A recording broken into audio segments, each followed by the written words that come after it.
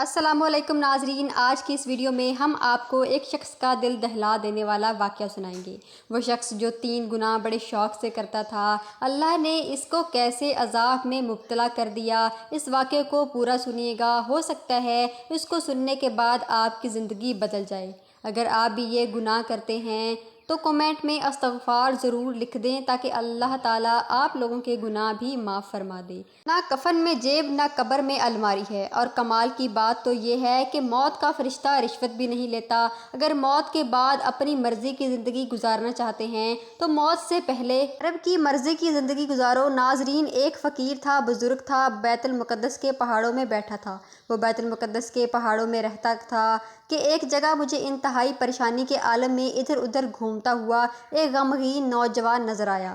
میں اس کے پاس گیا، سلام کے بعد اس سے پریشان سبب پوچھا۔ میں نے پوچھا، بھائی تیرے چہرے پر پریشانیوں کے آثار نمودار ہیں، غم غور کے آثار نمودار ہیں، کیوں؟ وہ کہنے لگا، ہمارے ایک پڑوسی بھائی فوت ہو گئے ہیں، ہمارے ایک پڑوسی کا بھی انتقال کر گیا، آپ میرے ساتھ چلو تاکہ ہم اس کی تعزیت کر آئیں۔ نوجوان کے ساتھ چل دیا۔ ہم ایک شخص کے پاس گئے، وہ بہت ہی اداس کے عالم میں بیٹھا ہوا تھا۔ وہ وہی شخص تھا جو مرنے والے کا بھائی تھا، جو بہت ہی اداسی کی حالت میں بیٹھا ہوا تھا۔ ہم نے اسے صبر کی تلقین کی اور تسلی دینے لگے، ان اللہ انا راجعون، لیکن اس نے ہماری بات نہ سنی۔ ہم جو کچھ بھی کہتے رہے اس نے نہ سنی۔ بے بس کرتے ہوئے آزادی اور چیخوں پکار کرنے لگا، رونے لگا۔ ہم نے اسے پیار اور محبت سے سمجھایا کہ اے اللہ کے بندے، اس طرح بے صبری کا مظاہرہ نہ کرو، اللہ تعالیٰ سے ڈر اور صبر سے کام لے۔ بے شک موت ہر کسی کو آنی ہے، جس نے بھی زندگی کا سفر شروع کیا ہے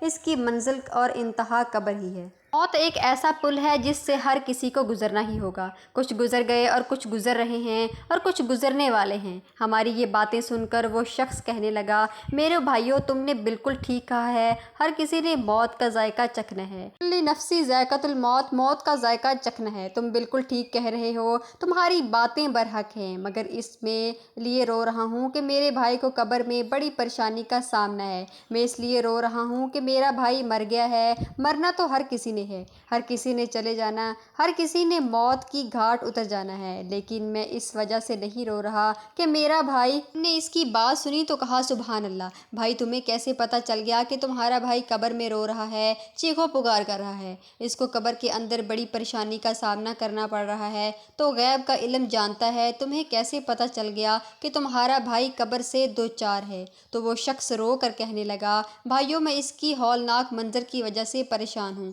جو میں نے خود اپنی آنکھوں سے دیکھا، میں اس وجہ سے بہت زیادہ پریشان ہوں۔ آؤ میں تمہیں تفصیل سے وہ واقعہ سناتا ہوں جب میرے بھائی کا انتقال ہوا۔ ناظرین، آپ بھی دل کے کانوں میں یہ واقعہ سنیے گا، ہو سکتا ہے یہ واقعہ آپ لوگوں کی زندگی بدل دینے کا ذریعہ بنے۔ کہتا ہے، جب میرے بھائی کا انتقال ہو گیا، جب میرا بھائی مر گیا تو تجویز تکفین کے بعد ہم نے اسے قبرستان میں جا کر دفن کر دیا، مٹی کے سپرد کر دیا۔ لوگ واپس آ گئے، میں کچھ دیر قبر کے پاس کھڑا رہا، بھائی کی قبر کے سرہانے کھڑا رہا اور روتا رہا۔ یکا میں نے قبر سے ایک دردناک آواز سنی، بھائی کی قبر کے اندر سے دردناک آواز سنی۔ میرا بھائی نہایتی دردمندہ انداز میں خود پکار رہا تھا، کہہ رہا تھا، مجھے بچاؤ، میری قبر جہنم کے گڑھوں میں سے گڑھا بن گئی ہے، میرے بھائی مجھے بچاؤ، میری قبر کے اندر آگ ہی آگ ہے، میری قبر کے اندر سانپ بچھو ہیں، خدارا میری قبر کے اندر جہنم کی آگ بھڑک اٹھی ہے، مجھے بچاؤ۔ میں یہ آواز اپنے کانوں سے سنی تو کہا، واللہ یہ کوئی اور نہیں، یہ تو میرے بھائی کی آواز ہے، قبر کے اندر کسی اور کی آواز نہیں آ رہی، یہ تو میرے بھائی کی ہی آواز ہے۔ میں نے بے چین ہو کر قبر کھودنا شروع کر دی۔ اللہ اکبر! جب میں قبر کھودنے لگا تو غیبی آواز نے مجھے پکار کر کہا، کوئی کہنے والا کہہ رہا تھا، اللہ کے بندے، اس قبر کو نہ کھودنا۔ میں بھائی کی قبر کھودتا ہی چلا جا رہا تھا، غیب سے آواز آئی، اللہ کے بندے، اس قبر کو مت کھود، یہ اللہ کے رازوں میں سے ایک راز ہے، اور اسی پوشیدہ ہی رہنے دے۔ یہ آواز سن کر میں نے قبر کھودنا بند کر دی۔ پھر میں وہاں سے اٹھا اور جانے لگا۔ واپسی کی طرف گھر کی طرف آنے لگا تو مجھے دردناک آواز ایک بار پھر سے سنائی دی۔ دردناک آواز نے ایک بار پھر سے مجھے رلا دیا۔ مجھے بچاؤ، مجھے بچاؤ۔ مجھے اپنے بھائی پر ترس آنے لگا۔ اے اللہ، میرے بھائی کو قبر کی جہنم گڑھوں میں سے گڑھا بن گئی۔ آخر یہ میرے بھائی کی کون سی ایسی تکلیف درپیش آئی کہ میرا بھائی وہاں سے تھوڑی ہی دور پر گیا تھا تو پھر وہاں سے آواز آنے لگی، قبر سے آواز آنے لگی، میرے بھائی مجھے چھوڑ کر کہاں جا رہا ہے؟ مجھے بہت ترس آیا تو میں دوبارہ قبر کے پاس آیا اور اس بار میں نے قبر کھودنا شروع کر دی۔ میں نے وہاں سے ٹیل ہٹائی تو میں بے ہوش ہو گیا۔ میرے ہوش اڑ گئے، میں ہوش میں نہ رہا ایسی صورتحال دیکھ کر۔ جب میں نے قبر کو کھولا تو میرا بھائی آگ کے ساتھ لپٹا ہوا تھا، زنجیروں میں لپٹا ہوا تھا آگ کی۔ ایسا کیوں ہوا؟ ایسا کیا کیا تھا اس نے جو اللہ تعالیٰ نے اسے یہ عذاب نازل کیا؟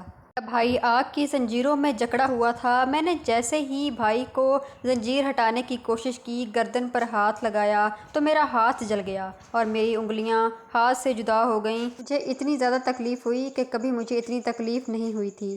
میں جیسے تیسے کر کے میں نے اس قبر کو بند کیا اور بھاگ کر گھر آ پہنچا۔ اس شخص نے یہ کہانی سناتے ہوئے بتایا تو وہ لوگ کہنے لگے کہ یہ ایسا کون سا گناہ کیا تھا تمہارے بھائی نے جو اس کو یہ سزا مل رہی تھی؟ اس نے پھر اپنا ہاتھ نکالا، چادر سے اپنا ہاتھ نکال کے ان کو دکھایا تو واقعی اس کی 4 انگلیاں کٹی ہوئی تھیں۔ ہاتھ کی 4 انگلیاں کٹی ہوئی تھیں اور عجیب سے زخم تھے جو پہلے کبھی انہوں نے ایسے زخم نہیں دیکھے تھے۔ بزرگ نے یہ ماجرا دیکھا اور سوچ اس کے ہاتھ کی 4 انگلیاں کٹی ہوئی تھی اور اس طرح کے نشان تھے کہ کبھی ایسے نشان نہ دیکھے تھے۔ اس بزرگ نے یہ سوچتے سوچتے پوچھا کہ آخر کیا گناہ تھا جو تمہارا بھائی اس دنیا میں کیا کرتا تھا اور اللہ نے اسے ایسی سزا دی اور وہ قبر میں جہنم کی آگ برداشت کر رہا ہے۔ ساری کھڑکیاں جہنم کی اس کی قبر کی طرف کھول دی گئی ہیں اور اس کی قبر جہنم کے گڑھوں میں سے ایک گڑھا بن گئی ہے۔ اس کی جہنم کی قبر میں آگ ہی آگ ہے۔ تو وہ کون سے گناہ کرتا تھا جس کی انگلیاں کٹی ہوئی تھی؟ اس کے بھائی نے کہا کہ میرا بھائی 3 ایسے گناہ بڑے شوق سے کرتا تھا دنیا میں جس کی وجہ سے اسے شاید یہ سزا ملی ہے۔ تو وہ ایسا کرتا تھا، وہ بہت امیر تھا، اس کے بہت پیسہ تھا، اللہ کا دیا ہوا سب کچھ تھا، مالدار تھا، دولت مند تھا، ہر چیز تھی اس کے بعد۔